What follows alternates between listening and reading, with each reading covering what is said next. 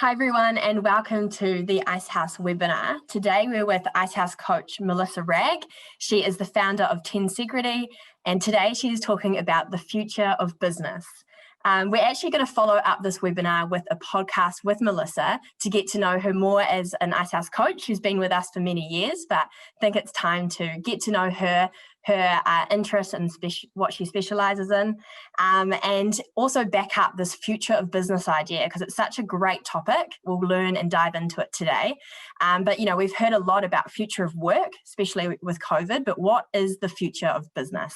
And so today we're going to dive straight into that. We've got some questions after the presentation.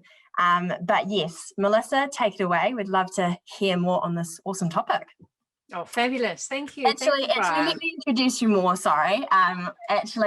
Melissa has done some work with us at the Icehouse and she has been a massive part of our transformational program.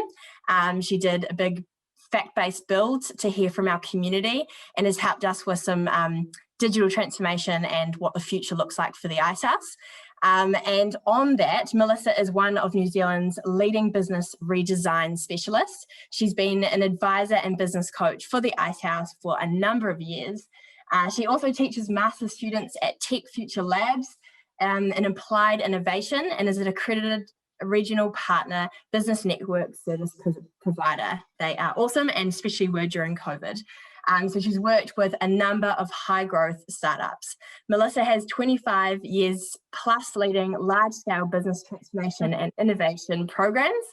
One definitely worth mentioning, and there's heaps here in New Zealand, Westpac, ANZ, Warehouse, World Vision, EcoStore, which I think is a really great one, where she transformed the brand from a hippie fringe to a massive mainstream, cool, winning suite of brand design, marketing, and sustainability awards. I'm a big fan of EcoStore, so thanks for all the work you did there.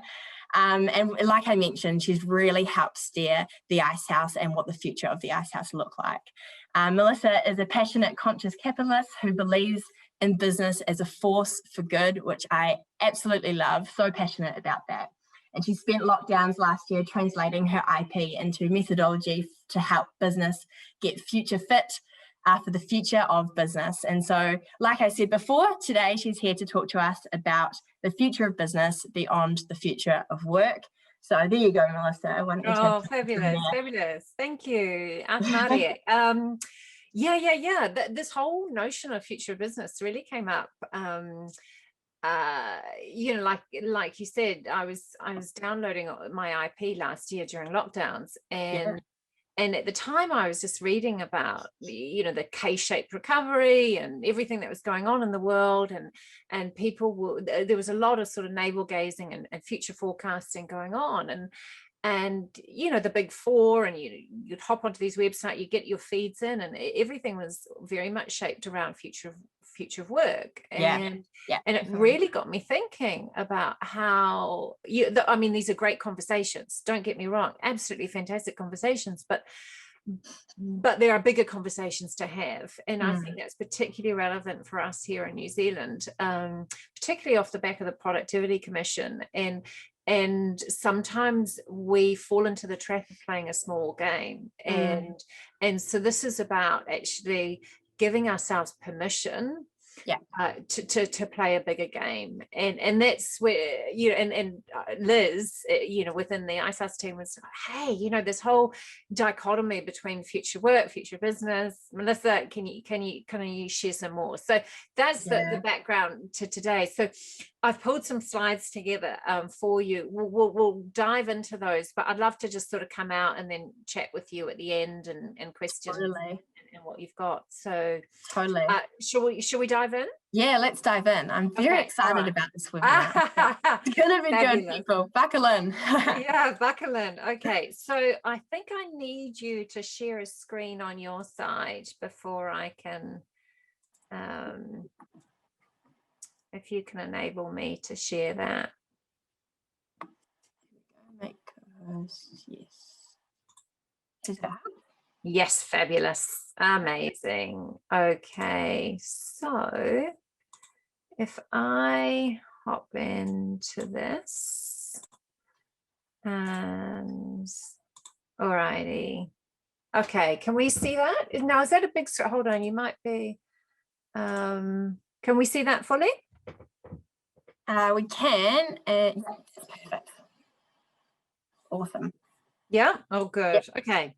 All right. So yeah. So today's talking about, as Bri, you said, future of business versus future of work. So, as I said before, a lot of the conversations that I was observing last year, when people started to talk about, building back better, what does this future look like, and how do we build back better, it started to sort of get into this whole notion of future of work, and we had this kind of this industry 4.0 and moving towards industry 5.0, and it really got me thinking about where we as business leaders, as business community, are putting our time, where we're putting our money, and where we're putting our effort. And as I said before, is a lot of that time and money and effort is going into playing a smaller game than our true potential is. Yeah. And so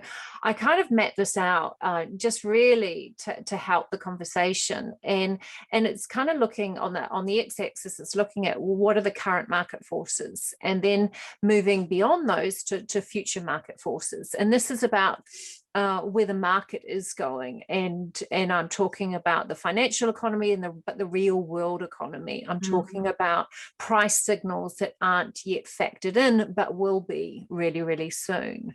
And then on the y-axis, it's kind of looking at, well, how wide are you going when you're thinking about this? Are you thinking in silos? Because often innovation or strategy happens in silo, and things get bolted on to the current model. Or are you thinking organization wide, or are you thinking beyond your organization? Are you thinking about your industry? Are you thinking fully and a little bit more holistically? And so I sort of mapped that one out, and the future of work, and this great conversation, which it is, very much plays in the bottom left-hand side. It very much plays within the space of current market forces and internal within an organization. And it's around this whole digitization. It's around the whole faster, better, cheaper. And as I said before, it's a very, very different conversation to the future of business, which plays up in that top right-hand quadrant, which is thinking about things in a far bigger kind of 30,000 foot view lens. And so that industry 4.0, 5.0, is really shaping. It's all about things. It's all about making stuff. It's all about making that stuff faster, better, cheaper. And those are great conversations, but they're not around fundamentally relooking at your business model. And so this is in design thinking terms, what I call design thinking 1.0. It is very much thinking about the likes of products or services or experiences. It's grabbing hold of emerging disruptive technology, and whether that's robotics or AI, or to make things more customizable, personalizable, more engaging, what have you. But it's still playing in the space of future of work. And when you think and you sort of move along on that design thinking journey, you do have people who are playing in this kind of design thinking 2.0 space, and these are often the technocratic powerhouses of the world, and who often poster children, the Apples of the world, the Amazons of the world. They're doing fantastic jobs to create an incredible, no pun intended on the word job, forgive me, phenomenal jobs at creating ecosystems and thinking of beyond products and services to full ecosystems. And it's wonderful. And they are getting incredibly good market valuations as a result of that. But it's not thinking future. And the space of future of business is what I call design thinking 3.8, which is kind of a little bit beyond the 3.0. 3.8 is a biomimicry term, And it's about being anchored in the real world. It's about thinking about your ecosystem and ecosystem in its real world sense. It's about weaving in ethics. It's about weaving in environmental considerations. It's about thinking of your business not so much from the space of just value capture off the back of what you value create. It's thinking about what you value contribute to the system. And in terms of, I know there's been a little bit of conversation lately within the Icehouse team around capability. It's moving past those ordinary capabilities to dynamic capabilities, to be more responsive, to be more adaptive as a business. And those actually mirror beautifully to biomimicry principles. And so this is the space that I play in. It's the stuff that historically I have done a little bit more covertly. And then, you know, like you mentioned, the EcoStore example, where you get a chance to do it a lot more overtly. And certainly with that fact-based build that I did with you guys, the whole notion of discovery, a lot of your whānau within the Icehouse alumni are really wanting to understand your social license, but don't want it to come at the expense of, you know, commercial success. And the beauty of thinking when you think biomimicry is it's not an or, it's not an either or. There's no zero sums in this. This is about an and conversation and where you can do both. And this is, you know, in Kopama Māori terms is around sort of the notion of pua waitanga, where you can have prosperity across a number of different levels. And this is a space that, as I said, I play in. I won't go too much into sort of the evolution of design thinking. If you want more, you can by all means hop onto my website. I actually have a page dedicated to the evolution of design thinking and how I've termed that, but I'm not going to go into that today. I guess the question really becomes, is where you're playing, and to think about where you know, as a business are playing, and often the practice plays in the space of future of work, but also the thinking. And this is this kind of dividing line here is really about saying, how are we thinking as we're going into our business strategically? Are we thinking like a machine? And that's the kind of the space, the future of work, or are we thinking like nature? Because nature is if in biomimicry, we can actually go far beyond what we think we're capable of, because there's no either or in nature. You know, you have these incredible systems that do incredible things. You know, nature knows how to scale incredibly well. Nature knows how to monetize and create value capture incredibly well. And actually, ironically, the tech giants are grabbing hold of biomimicry incredibly well. And we have that potential here in New Zealand in terms of businesses. So this is where it's interesting. So and the key to all of this is actually getting in touch with our intuition. A lot of systems thinking is around the things which we often get educated out of in the way we're taught. We're taught in a kind of a far more reductive way, and systems thinking is often in different schools of thought is really about that intuition or that biological fitness. If you think sort of with the stuff that is happening with this incredible regenerative agricultural movement here in New Zealand and as well offshore, this is the space. This is about really going, well, you know, what is my system like? You know, how deep are my roots? And when you connect in with that, you actually see that there's a lot bigger doors and a lot more doors to open up, and actually you don't close as many doors, and this is really exciting. So I guess the question that I'd pose to those who are listening in today is really having a stop and a pause to think about your organization and to think about where your organizational energy is going, not the rhetoric, but the practice. and the time and the money and the effort, because there is a bigger game here. And why does it matter? You know, you might say, look, that all sounds really nice in theory, but I don't have time for that. You know, I'm trying to balance the books. I'm trying to catch up for lockdowns or whatever that might be. The thing is if you carry on playing that same game, what we're actually doing is creating a pressure cooker of risks, and that's across the profit and loss, and that's across the balance sheet. It's across top line sales, it's across, you know, bottom line profit. And this is the stuff, this is this kind of compass of risk that I deal with when I work with some clients. It's about saying, well, you know, we are facing, and if you look at that top right hand corner, you know, cost, you know, there's a hell of a lot of volatility in cost prices, and that will only but increase as the markets worldwide start to price in finite resources, because we're in a finite planet. And on the compliance side, you know, we are seeing big swing changes in terms of accountancy standards.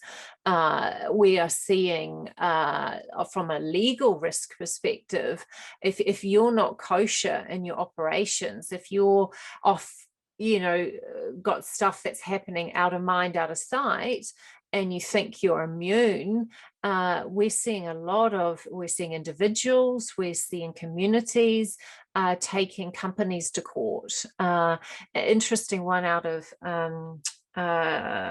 Shell, actually, in the UK. The Nigerian community took Shell, I mean, they're a Dutch company, but it was agreed to take them to court in UK courts, which is really interesting. So you're seeing a lot of this stuff happening with, you know, lovely cases, well, not lovely cases, but, you know, people taking big giants. So there's a real evening and a democratization that's happening. So you need to be very aware when you think about your risk register. You know, are you aware of what your operational impact is on that real world, because there is legal risk there. And on the profitability side, you know, I pick up on the notion of policy. You know, there are some big conversations happening around across governments, and with the particularly here in New Zealand, it's been championed, you know, in terms of our balanced scorecard and shifting away from blunt instruments of GDP and so forth. What we're going to see, we haven't yet seen it in New Zealand, but we're seeing it certainly offshore, particularly in Europe. We're seeing big policy shifts. We're seeing it now out of the Biden government. We're seeing this big policy changes which are impacting business in terms of, you know, you may have been receiving a subsidy in the past, and now you're no longer going to receive a subsidy. In fact, you may be receiving a tax. And so the question becomes is, you know, if I'm not facing into what this future dynamic of business looks like, you know, I'm going to be incurring a hell of a lot more cost. Or potentially, if I play on the bright side of this equation, I might be, you know, open to further subsidy. So it's starting to think in those terms. That rolls all the way through. It rolls through into your you know, share price and market valuation and access to capital. You know, we had at the beginning of last year, we had BlackRock, largest investment hedge manager, I think, hedge fund, I think it was 8 or 9 trillion, don't quote me, in terms of funds under management, saying, you know, climate risk is investment risk. You know, stuff is coming on shore. We're seeing, you know, water started trading on the futures market, you know, mid last year. All of this stuff is coming in, and if you are on the side of a buy, you might be on the side of a sell. And so depending if you're listed or not, these are considerations. And then there are the obvious ones around, you know, we've got this beautiful generation Y and below coming through who don't want to work for companies which have a track record of issue. And so this is the ability to attract talent. This is the ability to retain talent. This is the well-being of the people that you have. People care about ethics and environmental factors, and these things are not sort of fringe tick box things. These are strategic drivers of your business model, and that impacts your revenue and demand, and it impacts on your brand health. And this is that whole social license thing that I talked about. So when you think about it in those terms, you can say, well, actually, you know, where am I sitting on that? And as a business, I would really encourage you to, you know, reflect on your organization and think, you know, where am I? Where am I on my P&L? Where am I on my balance sheet? And how am I leaning into these, you know, future market forces? Because if you're carrying on the status quo, you are building in strategic liability commercially. So if you want to change, and a lot of businesses I talk to do, and you know what, when I went out and interviewed a whole lot of businesses on, you know, behalf of you guys, you know, a couple of years back, there were so many businesses saying to me, you know, we want to do good, but we don't know how. And so many of the business strategy tools that exist out there are really outdated. You know, look, at worst, they just get you to iterate off your current business model. At best, they get you to create a new business model, but with the same flawed assumptions. And oh yeah, you know, an overwhelm of sort of, you know, hippo, highest income paid person's opinions, and post-it note parties, and where does that get you? You know, it can be a waste of time and a waste of effort, and the opportunity cost, let alone the cost, but the opportunity cost of that is big. And so, you know, I like to think of this as a tsunami coming in, and you can choose to ride the crest of that wave or to fall in its backwash, because we are seeing big dichotomies in terms of those who are succeeding and those who are falling away. And so when I look at this, I go, you know, this is just a bit of a bugger, because particularly in New Zealand, you know, often I see, and I see this a lot, you know, and you mentioned, you know, I teach master's students and applied innovation, and they're all startups, and their approach into innovation, it can often be flawed. It's what I call the magpie trap. You know, they get lulled into this trap, and it's a really easy trap. It's the bright and shiny, right? You know, and it's often like, oh, you know, I've got a bright idea, and we often innovate off that bright idea. And then, you know, the next bright and shiny is, oh, it's, you know, it's tech driven. Wahee! And then the validation is, you know, I chat to our friends, and they love it. And then we go, yeah, you know, I'm going to put a business plan together and look at my numbers and look at that curve and look how it's growing. I think it's an exponential one. You know, I'm amazing. I've got a plan, and I'm on fire. And then we get this agitation. I've got to be doing stuff. And so we you know, jump out and we go into this kind of agile space, because agile is the new bright and shiny buzzword. And we, you know, go, whoa, we're making it happen, but we're often agile and aimless. And we go, yeah, I've nailed it. And, you know, yeah, nailed it not. and it's a really easy trap to fall into. Like I say, it's the magpie trap. We're wired to be attracted to the bright and shiny. But the whole thing of design thinking, and me as a systems-based design thinking practitioner is really about being far more intentional about things, and it requires doing things differently. And so, like I said, you know, businesses are feeling really stuck, and they're here and they're going, look, I get it. Business is changing. I get it. My business is changing. I get it. You know, it's my market's changing. My customers are changing. You know, kind of my business ecosystem is changing. My supply chain went up the whack. All of this emerging tech is coming in that is, you know, fundamentally, you know, coming at me, and I don't know what to do. And what I find is when I chat to them, I get a sense of they often don't know how to do it in practice. And then this piece, I'll just go back, I don't really understand what's going on. And I chat to them, and it's like, I don't know how to appraise my business for risk. I don't know how to appraise it actually for value potential. I don't know how to apply a kind of a future lens.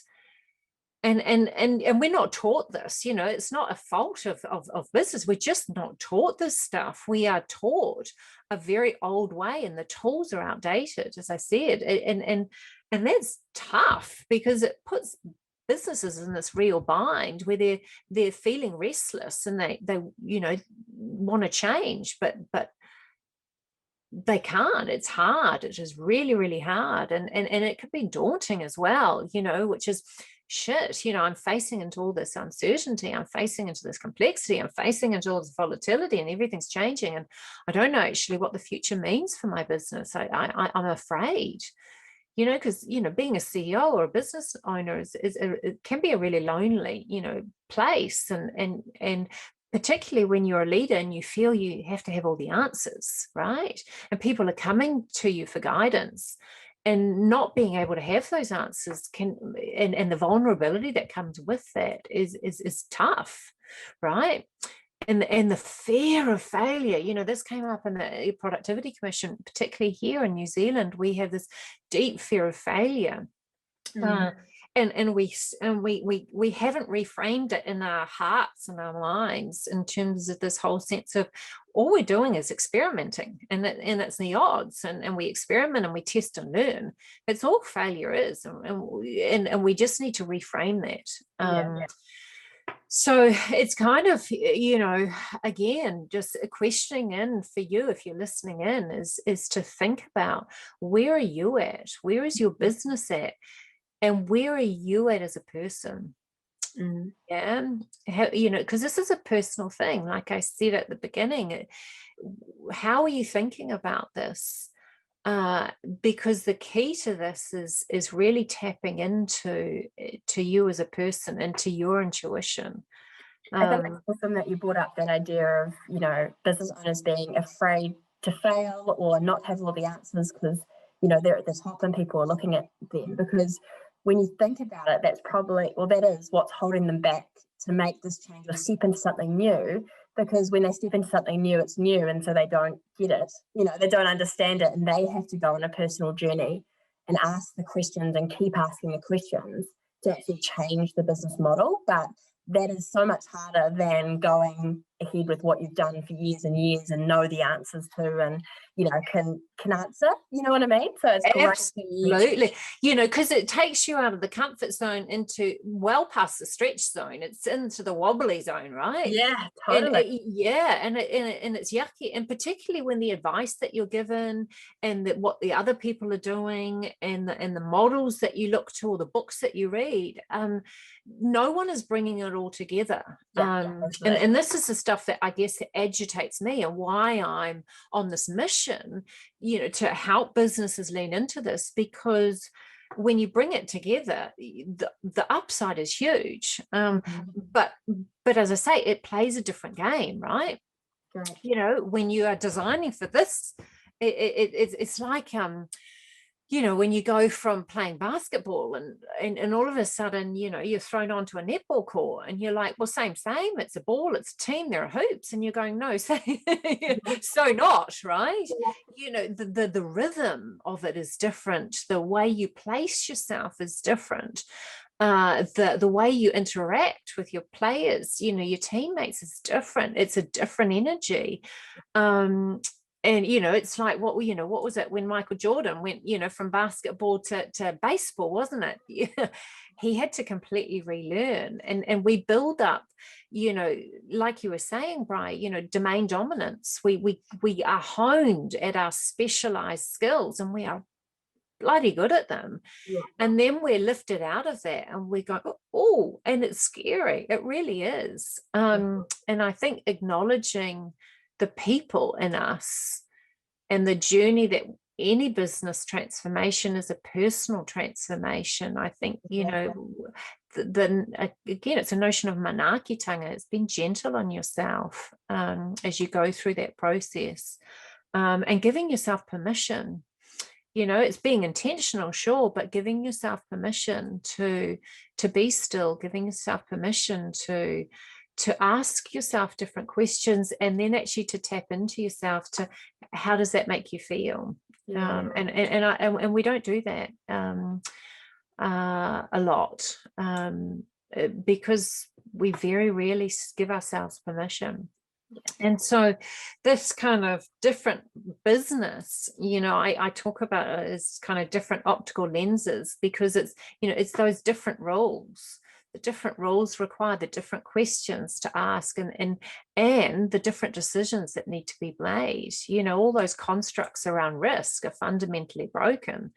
And that requires a different, thinking approach, and systems thinking. You need design thinking, lean canvas thinking, deeper commercial thinking, circular economy thinking, biomimicry thinking. It requires all of those optical lenses. It's not an either or. It's pulling it together. And like I say, it's a different model, and this is the model that that I've created, and I call it the conscious canvas. As opposed to the lean canvas. Obviously, I'm riding off the shoulders of giants here, and who have done some incredible work, in terms of Alex, Osterwalder and Ash Moira. But those models aren't anchored in the real world, and they can often play a small game, or what I see in practice is a smaller game can often be played out. So this is the kind of canvas that I've created, and it looks different, right? And it looks different because it is. The first thing is it's open on both sides. It's open because it's outside in versus inside out. Yeah. Great. And that you need that kind of dynamic flow to any kind of business model. And if you look at it, this whole anchor where we start the journey is anchored in the real world. You look into your ecosystem, and I'm not talking just your market system. You're looking into your wider ecosystem to understand what's actually happening. You look at your footprint and in terms of your life cycle analysis and go, well, what's the real world impact of that, right? And then the thing is the whole half of this is based on discovery. Why? Because when you design anything, whether that's a product, a service, an experience, a platform, a business model, you design not off the bright idea, the shiny, you design off the need, and you only get that from discovery. And this is something that you need to do, not just once off. It's something you need to do ongoing. And your business model and the success of your business model really comes down to the ability to continually be listening. And I work a lot with clients, which is, what are your listening posts? With you guys at Icehouse, where are your listening posts? How are you embedding listening posts into your operations? And those listening posts could be, at the end of a sales call. It could be the conversations that you're having as a team. It could be the news feeds that everyone is tapped into. It could be the websites that you check out on a regular basis. It could be the blogs that you listen to, the podcast. It could be anything. You need to be mindful of those listening posts. And this is the muscle, this is the dynamic capability muscle around learning. And, the wonderful Peter Senge, who's a systems-based thinker of great repute. He's written a lot of amazing books. He wrote The Fifth Discipline, which is a kind of a classic in terms of building a learning organization. And, he has a lovely quote, which I'll steal here. And it's this whole sense of, learning is your only real strategic advantage. And when you get that your strategic advantage, your strategic competitive advantage comes from your ability to learn, and that comes from your ability to listen. And so you need to be listening in to understand your market, to understand your ecosystem, to understand your customers, because they are not static, they're dynamic continuously. And that applies to, you know, your superpowers in terms of, you know, you're tracking your pipeline. You know, you guys at Icehouse, you know, moving from that kind of the one night stand analogy, you know, model to the thinking about this is a marriage, this is a lifetime journey. Yeah, totally. Yeah, how do we take people on that journey? That's great. So as I say, you know, you want to be discovering upfront and ongoing, and that needs to be baked into your model. And this model that I use is kind of really intuitive. There's a clear hierarchy, there's a clear logical flow around it, which if you've ever delved into some of the other ones, it can be a little bit confusing in practice. And I've seen a lot of clients get unstuck. And when you understand fully where you are in the world and you're conscious of that, only then can you actually start to design something mindfully. And so you first design, you know, your value propositions and then your marketing of that. And then you think about, okay, well, how do I operationalize that?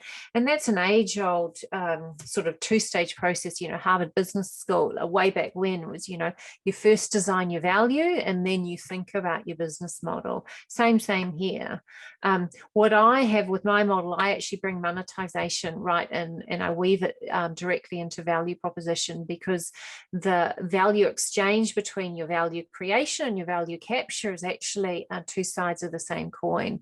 And a lot of those models that I you know, like the older kind of canvases, like business canvas and lean canvas, often apply sort of old school monetization approach, and monetization has fundamentally changed, and you need to apply, like with listening, actually, a mile wide versus an inch wide, mile deep approach. You know, more is more when it comes to monetization.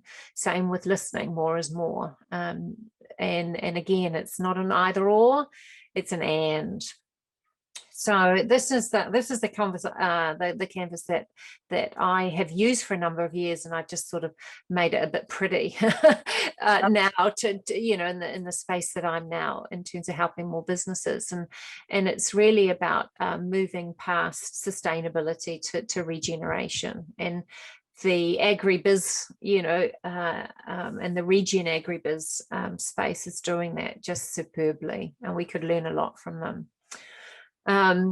So this whole, if you think about it in terms of kind of ikigai, and you know, sometimes we think of ikigai in a personal sense, but you know, again, as I said, business is personal, and if you look at it, it's this, you know, this whole notion of being in flow, right? And you start first with, you know, what does the world need? Yeah, and then you go, you know, what's, you know, your latent potential. Interesting, just on that, you know, the Strength Finder guy who wrote Tom Rath, you know, and he wrote that, you know, Strength Finder, everyone, Strength Finder. He actually published another book last year, and he said, look, I got it wrong. It doesn't start first with you're capable and passionate about it. She starts first with what the world needs. And I was like, yeah, you know, you're onto it. Exactly. You got to start first with what the world needs, because there is so much opportunity out there. You know, we are going through so much disruption, and there is nothing but opportunity. And so then you go, well, it's your latent potential as a business, and then, you know, what's the value you can create, and then, you know, how do you organize yourself and respond? Yeah, that's awesome. I love that. Yeah, cool. So look, you know, just to sort of close this one off, it's really about, you know, I've kind of developed this little kind of you know, S-curve. It's like, wow, you know, where are you, you know, now? And I use this kind of metaphor, you know, from sleeping to woke, and it's about, you know, thinking, how do we move from sleeping at the wheel, where we're doing same, we're on that treadmill, where we're just doing what we're doing, but we're doing it faster, better, cheaper. Whoa, and we're onto it, you know, and we're digitizing, and you know, we're nailing it, right? But actually, when we think, okay, how am I leaning into this future business dynamic, and am I aware of these future business risks, and am I understanding the opportunity cost of playing the same game but slightly different, right? And this is a space of moving from sleeping to woke. And you can fall off at the beginning, you know, and it's like, you know, that I call it the compass of consciousness. You can get this wrong. You really want to build up your consciousness first before you then design something. So, you know, again, if you're listening into this, is just to maybe, you know, take a pause and to ask yourself, you know, where are you now, and where do you want to be? You know, I mean, because the business impact is huge when you get this right, and that's what I've seen, and the clients that I've worked with, it's phenomenal, it's exciting, right? And you know, if you think about the questions you're asking yourself, you know, often right now, you know, we ask ourselves, you know, I'm just about staying ahead of the competition, right? You know, and doing the bright and shiny, faster, better, cheaper. But, you know, maybe some questions you might want to be asking yourself is, you know, where's that future demand? Not the current demand, but the future demand. And, you know, is it sustainable? And where's the need?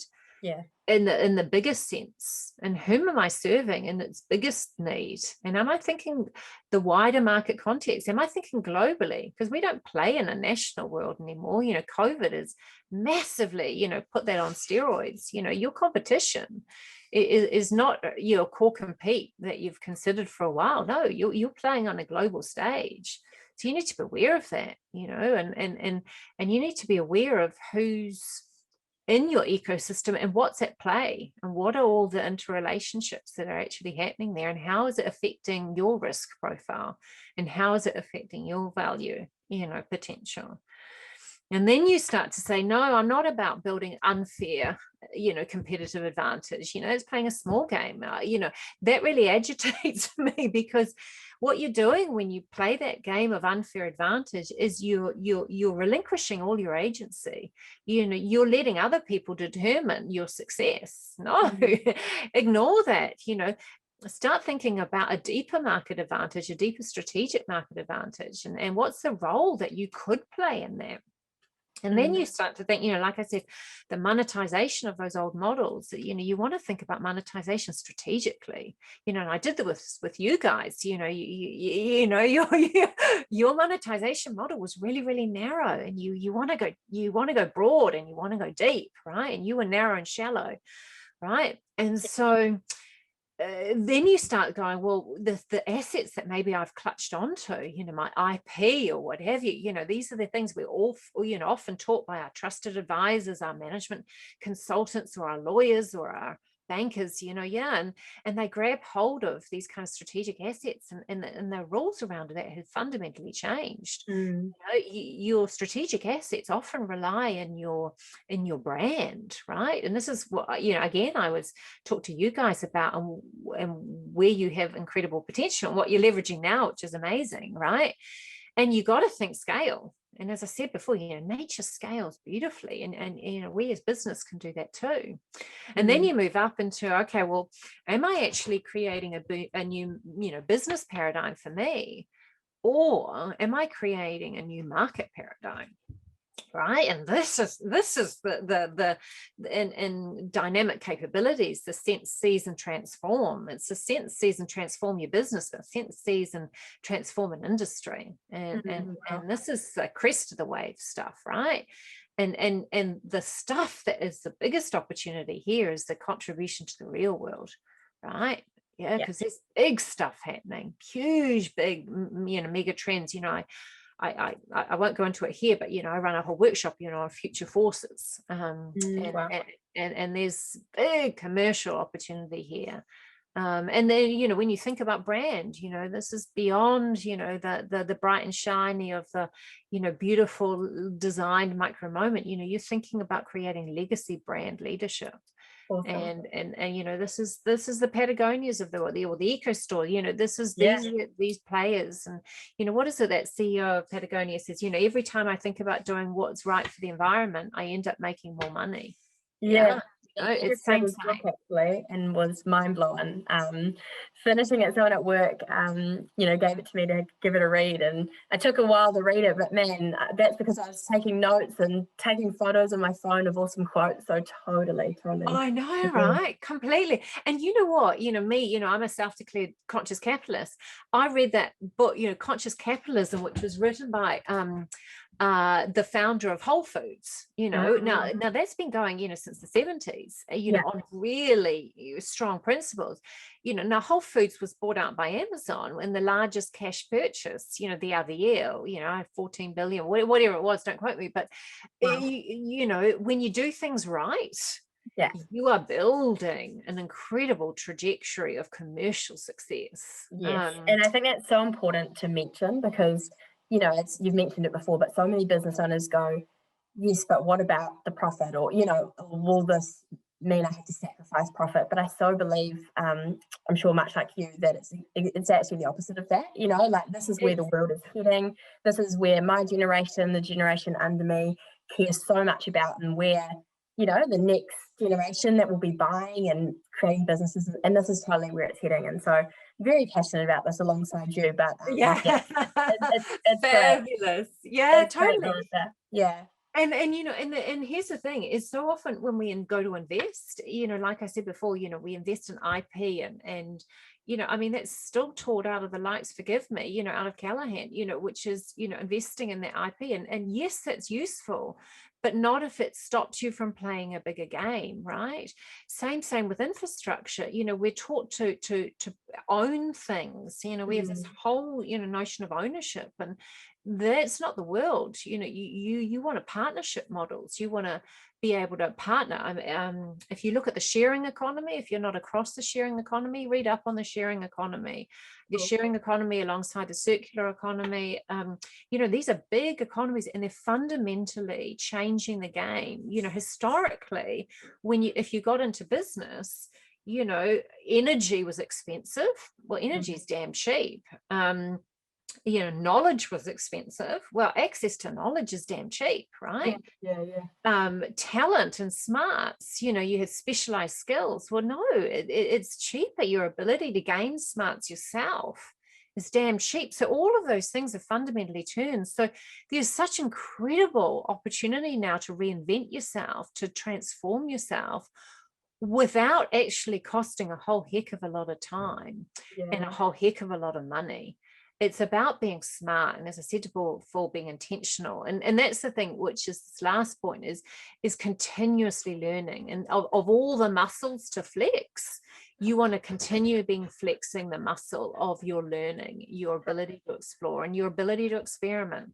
And this is fail fast, fail early.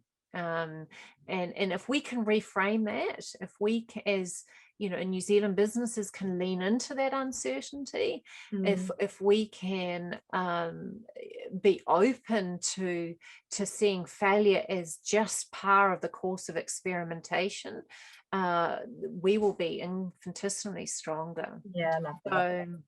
So, this is stuff to ask yourself as to where you're tracking. But let me hop out of that, because I'm sure you want to ask me some questions. So we've got some questions for sure. Yeah, I'm sure you do. Okay, so all right, fire away. That was so great, seriously. Just so much gold in there, and so current. This is a really awesome webinar, so thank you. And we do have some questions, and like I mentioned, we will sit down as well and dive into some more questions with the podcast with you, Melissa, and around themes, around where you see society heading and that sort of thing. But I do have a couple up my sleeve now that I'd love to ask. First one being, what is a mistake you see business owners make in their efforts to innovate, and to maybe implement this model? Yeah, look, I think the biggest traps, like I said before, is that bright and shiny, getting caught up in, one, I've got a bright idea, or two, it's a trap of I don't have any bright ideas, and that can be a sense of, well, then I can't do anything, or I feel trapped in that. Well, actually, it doesn't matter. It's, I guess, if we can get people to move past thinking you have to have an idea, it's not about that. Actually having great ideas gets in the way. For all of my, the clients or master students particularly who come in, with an emerging disruptor, Internet of Things or robotics or AI or whatever that might be. And it's about letting go of those and then going, well, actually, what's the business I'm in? What's the market need and the unmet market need that I'm meeting? And what does the world need, right? So is this is this tying back to that? That's really cool. So that would be the biggest mistake that I see. Cool. Okay, why is it? Now this is an interesting one for me because I graduated uni probably 4 years ago now. But I did the lean canvas model, the business canvas model. That's the one that we learned. So with that, why is it that we are still using business models like the business lean canvas model? And why is it outdated as well? I think you've covered in this webinar why it's outdated. But why is it, do you think, we're still sticking with those things? I don't we need to get your theory out to the world. It's a big question, isn't it? That's a big question. Why are we sticking to these things? Look, I feel we are wired as social creatures to be attracted to what everyone else is doing. And when something builds up a momentum behind it, then we'll grab hold of it. And I think there's a little bit of that. I think the biggest thing that I notice, and mainly just because of my training, I learned systems-based design thinking in the mid-90s, working in a supermarket giant, working alongside McKinsey consultants, and then all of that applied, from big, global blue chips down to really small startups. It's kind of bringing in the systems-based design thinking and those commercials and the deeper commercials, the deeper risk, and then the lean canvas to do things lightly, and then the circular economy. And I think, look, I read a lot, and I see all of those things sitting in it, like all over here, and what I'm trying to do is actually synthesize them all together, because I just, I'm like weaving, if you think of it as, flax, I'm weaving the strands of the flax together. Awesome. That's a great answer. Cool. Another question is, where do you think a good place to start is for a business owner? So I'm a business owner. I'm going, you know what? I do want to change, my way and sort of rethink things. Where's a great place to start? I definitely learned through this webinar, just ask questions, keep asking questions. I love sort of the examples of questions that you should be asking at every stage. But from your perspective, where is a good place for a business owner to start? No, I would say, actually, I'll say two things to that. Firstly is, in my model, it's 10 stages and you follow them in order. So I would always, start with stage 1, which is really about understanding your ecosystem.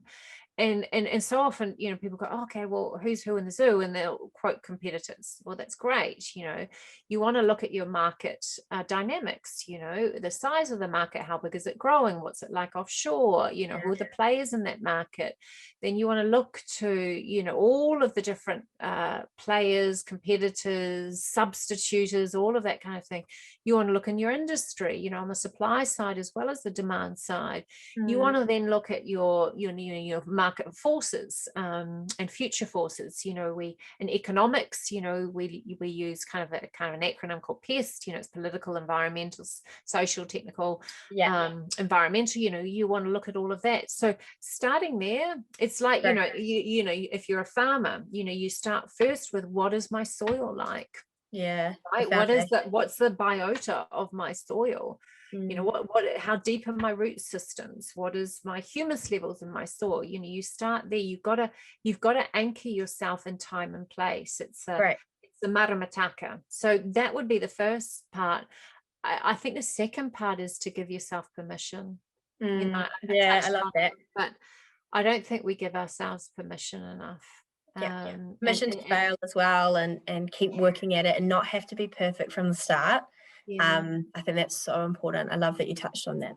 And permission to just stop and sit in the stillness. You know, Ryan Holiday, you know, a beautiful book, you know, stillness is the key. We often don't do that, and leadership comes in when you give yourself that space and you create stillness. It allows you to sort of lift up, to get that helicopter view, and then you can see the potential. Yeah, that's great. Awesome. Might do one more because there's a few that I had lined up which I really want to keep for the podcast. Around around you and your journey, which we'll record soon and release at the same time. But do you have one or two elements that you think are the most important in your conscious canvas, or do you think they all come together, you know, perfectly together, or are there one or two that you think are more important than the rest?